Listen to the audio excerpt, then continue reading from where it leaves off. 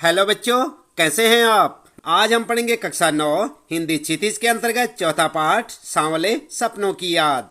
हम आपको बताएंगे बच्चों इस पाठ से संबंधित प्रश्नों के उत्तर अभ्यास प्रश्न उत्तर में। तो आप लगातार देखते रहें वीडियो और जुड़े रहें हमारे साथ। चलिए शुरू करते हैं। सबसे पहला प्रश्न है यहाँ पर आपके लिए, किस घटना ने सालिम अली के जीवन की दिशा को बदल दिया। तो क्या लिखेंगे आप उत्तर में बच्चों। आपने पाठ में पढ़ा होगा, आप उत्तर लिख सकते हैं। एक बार बचपन में सालिम अली मामा की दी हुई एयरगन से खेल रहे थे। उसी एयरगन से एक गौरैया घायल होकर गिर पड़ी। इस घटना ने सालिम अली के जीवन की दिशा को बदल दिया। सालिम अली गौरैया के विषय में जानना चाहते थे। तब मामा ने उन्हें नेचुरल हिस्ट्री सोसाइटी यानी कि BNHS जाकर गौरैया की पूरी जानकारी प्राप्त करने को कहा। वहां जाने के बाद उनकी रुचि पूरे पक्षी संसार की ओर मुड़ गई और वे पक्षी प्रेमी बन गए। ठीक है बच्चों, इस प्रकार से आप अपने पहले प्रश्न का उत्तर लिख सकते हैं। इसके बाद दूसरा प्रश्न शुरू होता है यहाँ पर आपका, सालिम अली ने पूर्व प्रधानमंत्री के सामने पर्यावरण से संबंधित किन संभावित खतरों का चित्र खींचा होगा कि जिससे उनकी आंखें नम हो गई थी। तो क्या लिखेंगे उत्तर में बच्चों। उत्तर में आप लिख सकते हैं, सालिम अली ने पूर्व प्रधानमंत्री चौधरी चरण सिंह के सामने केरल की साइलेंट वैली में पर्यावरण संबंधी खतरों की बात उठाई होगी और उससे होने वाली क्षति से अवगत कराया होगा। उस समय केरल पर रेगिस्तानी हवा के गर्म झोंकों का खतरा मंडरा रहा था, जिससे वहां का पर्यावरण दूषित हो रहा था। दोनों जमीन से जुड़े इंसान थे, उन्हें वातावरण की सुरक्षा का पूरा ध्यान था। पर्यावरण के दूषित होने के खतरे के बारे में सालिम अली की चिंता देखकर उनकी आंखें नम हो गई। ठीक है, इस प्रकार से आप दूसरे प्रश्न का उत्तर लिख सकते हैं बच्चों, साथ साथ याद भी करते रहें। इसके बाद शुरू होता है यहाँ पर तीसरा प्रश्न है, लॉरेंस की पत्नी फ्रीडा ने ऐसा क्यों कहा होगा कि मेरी छत पर बैठने वाली गौरैया लॉरेंस के बारे में ढेर सारी बातें जानती है। क्या लिखेंगे उत्तर में। उत्तर में आप लिख सकते हैं, लॉरेंस की पत्नी फ्रीडा जानती थी कि लॉरेंस को गौरैया से बहुत प्रेम था। वे अपना काफी समय गौरैया के साथ बिताते थे। गौरैया भी उनके साथ अंतरंग साथी जैसा व्यवहार करती थी। दोनों एक दूसरे के साथ प्रसन्न रहते थे।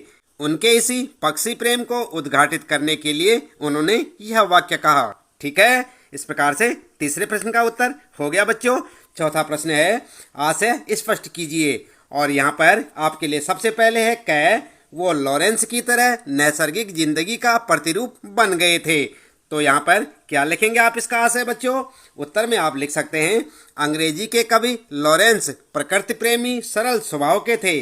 प्रकृति के प्रति उनके मन में जिज्ञासा थी। उनका अधिकांश समय प्रकृति के सानिध्य में बीतता था। उन्हीं की भांति सालिम अली भी स्वयं को प्रकृति के लिए समर्पित कर चुके थे। सालिम अली का व्यक्तित्व भी प्रकृति की तरह सहज सरल और निश्चल हो चुका था। ठीक है, अगला है यहाँ पर ख, कोई अपने जिस्म की हरारत और दिल की धड़कन देकर भी उसे लौटाना चाहे तो वह पक्षी अपने सपनों के गीत दोबारा कैसे गा सकेगा। तो इसका आशय आप लिख सकते हैं बच्चों। आप लिखेंगे, उत्तर में लेखक कहना चाहता है कि सालिम अली की मृत्यु के बाद वैसा प्रकृति प्रेमी और कोई नहीं हो सकता। सालिम अली रूपी पक्षी मौत की गोद में सो चुका था। अतः अब अगर कोई अपने दिल की धड़कन और अपने शरीर की हलचल उसके शरीर में डाल भी दे तो भी वह पक्षी फिर जीवित नहीं हो सकता, क्योंकि उसके सपने अपने ही शरीर और अपनी ही धड़कन से उपजे थे। आशय यह है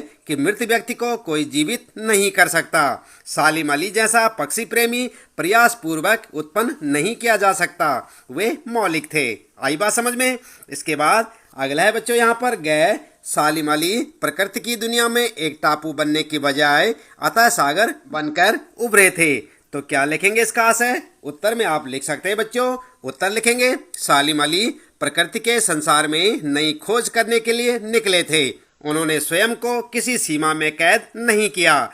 टापू बंधन और सीमा का प्रतीक है, जबकि सागर की कोई सीमा नहीं होती है। उसी प्रकार सालिम अली भी बंधन मुक्त होकर अपनी खोज करते थे। अंतिम समय में उनके गले में पड़ी दूरबीन उनके शौक के प्रति उनके समर्पण का प्रतीक है। ठीक है, इसके बाद यहाँ पर शुरू होता है बच्चों आपका 5वां प्रश्न। इस पाठ के आधार पर लेखक की भाषा शैली की 4 विशेषताएं बताइए। तो जानते हैं आप क्या विशेषताएं थी लेखक में बच्चों? आपने पाठ में पढ़ा होगा। उत्तर में आप लिख सकते हैं। उत्तर लिखेंगे, सांवले सपनों की याद नामक पाठ की भाषा शैली संबंधी विशेषताएं निम्नलिखित हैं। और फिर लिखेंगे नंबर 1, लेखक ने इस पाठ में मिश्रित शब्दावली का प्रयोग किया है। इस पाठ में उर्दू, तद्भव और संस्कृत शब्दों का सम्मिश्रण है। दूसरा लिखेंगे बच्चों, इनकी शैली चित्रात्मक है।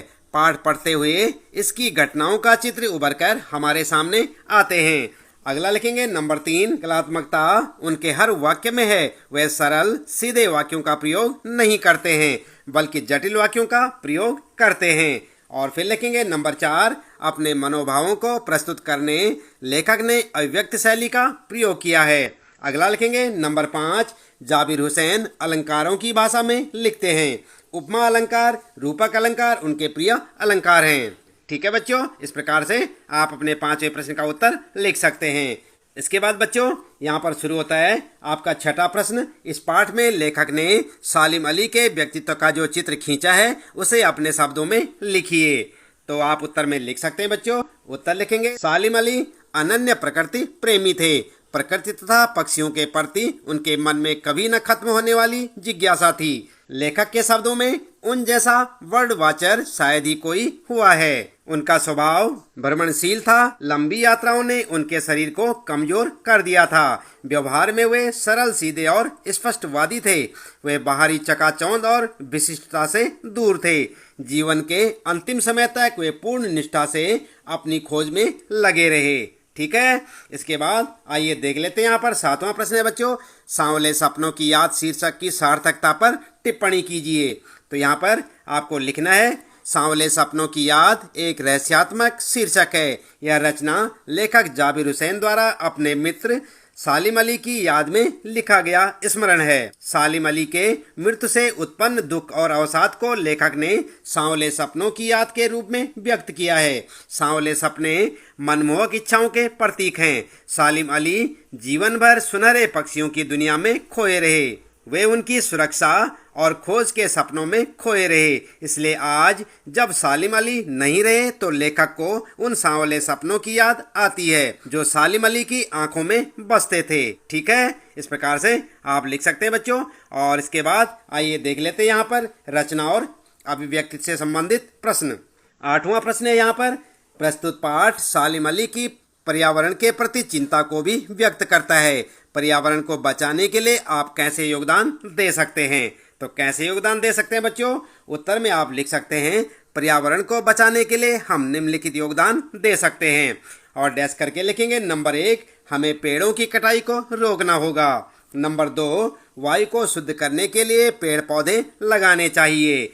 तीसरा लिखेंगे बच्चों, प्लास्टिक से बनी वस्तुओं का कम से कम प्रयोग करेंगे। और चौथा लिखेंगे, जल प्रदूषित नहीं होने देना चाहिए। अगला लिखेंगे नंबर 5, फैक्ट्रियों से निकले दूषित पानी तथा कचरे का उचित तरीके से निपटारा करेंगे।